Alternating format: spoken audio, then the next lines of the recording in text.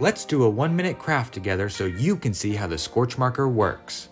Start by grabbing your heat gun and your craft bundle. Let's take out both Scorch Markers and all 6 sour wood rounds. We're gonna go with a real simple design that we cut out on our vinyl cutting machine, because let's be honest, not everybody is good at drawing. Once the stencil's applied, all you have to do is fill in the gaps. So grab your Scorch Marker, shake it up, prime the tip, and fill in that design. A little goes a long way. When you're done with your design, remove the stencil and grab your heat gun.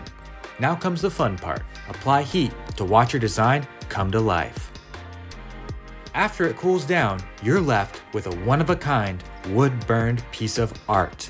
You can leave your design raw or apply some wood finish to make that design pop. What are you gonna make with your Scorch Marker?